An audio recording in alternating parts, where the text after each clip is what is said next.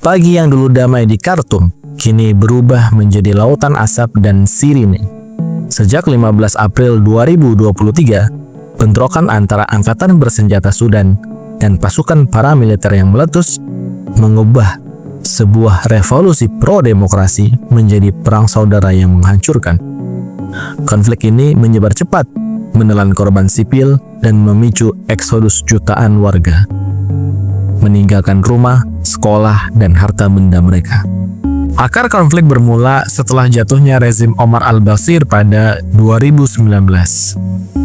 Dua tokoh militer yang sebelumnya pernah bekerja sama, yaitu Jenderal Abdel Fattah al-Burhan, pimpinan dari pasukan bersenjata Sudan, dan Muhammad Hamdan Dagalo, pemimpin dari pasukan paramiliter Sudan. Kemudian mereka berebut posisi dan kontrol atas negara, serta aset strategisnya, termasuk jaringan ekonomi dan tambang. Tentu perebutan jabatan ini menjadi sangat panas karena ini berkaitan dengan siapa yang akan menguasai sumber daya alam di Sudan ke depannya. Konflik ini menjadi pecah ketika negosiasi tentang siapa yang akan memimpin di masa-masa transisi politik tersebut menjadi buntu dan penataan ulang pasukan gagal mencapai kesepakatan, lalu memicu gesekan hingga terjadilah sebuah pertempuran antara pasukan bersenjata Sudan dan pasukan paramiliter Sudan. Pertempuran ini berlangsung di kota-kota besar seperti di Khartoum, Merowe, dan Darfur. Dan pertempuran dua kekuatan besar di Sudan ini melibatkan kekuatan militer penuh, serta penggunaan milisi dari paramiliter yang memiliki akar di Janjaweed. Sehingga eskalasi ini melebar hingga berbuah menjadi sebuah kekerasan etnis dan serangan terhadap wilayah sipil. Upaya mediasi regional dan internasional berulang, namun sampai sekarang belum berhasil menghentikan gelombang kekerasan. Dampak di lapangan mengerikan, jutaan orang kehilangan tempat tinggal, layanan kesehatan runtuh, dan krisis pangan yang meluas. Laporan kemanusiaan PBB menyatakan bahwa puluhan juta orang membutuhkan bantuan, baik yang ada di dalam maupun di luar Sudan.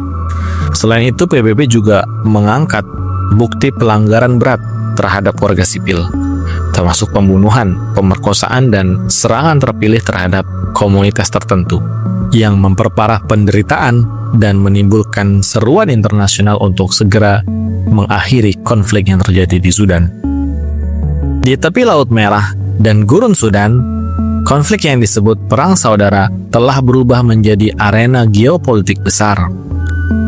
Uni Emirat Arab dan Israel, dua negara yang kini dituduh memainkan peran penting dalam perang yang terjadi di Sudan. Dukungan finansial dan senjata yang canggih, semuanya terhubung kepada pasukan paramiliter atau RSF yang berhadapan dengan pasukan militer Sudan yang didukung masyarakat sipil secara luas. Apakah ini perang dalam negeri atau perang para pemain global? Ini yang menjadi pertanyaannya.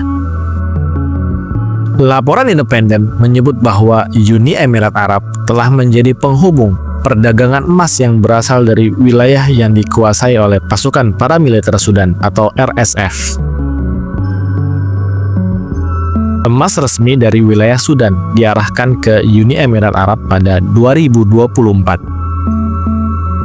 Di sisi lain, RSF juga dilaporkan menerima pengiriman senjata, drone, dan dukungan logistik melalui jaringan Uni Emirat Arab dan sekutunya. Israel pun memiliki kepentingan strategis di Sudan pasca normalisasi tahun 2020, membuka jalur baru untuk stabilitas di Laut Merah dan wilayah Afrika Timur.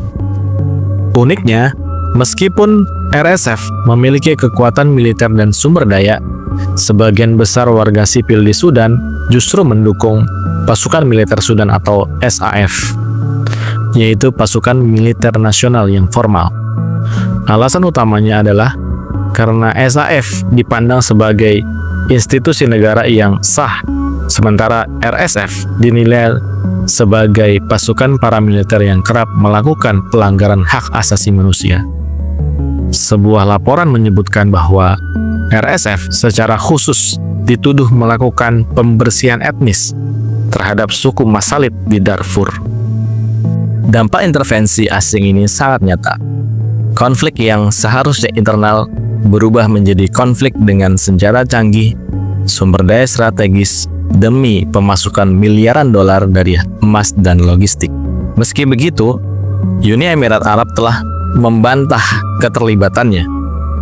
Sementara itu, Israel memiliki kepentingan yang tersembunyi namun nyata di Sudan, yang muncul dari dokumen normalisasi dan investasi ekonomi.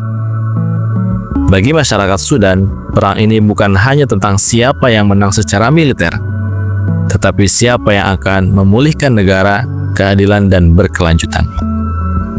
Ketika negara-negara besar bermain di panggung Sudan, akhirnya yang menjadi korban adalah warga sipil.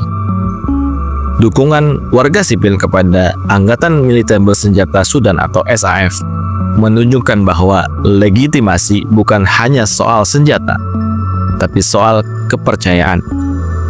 Isu Uni Emirat Arab dan Israel dalam konflik ini mengingatkan kita bahwa perang modern seringkali punya banyak tangan tak terlihat.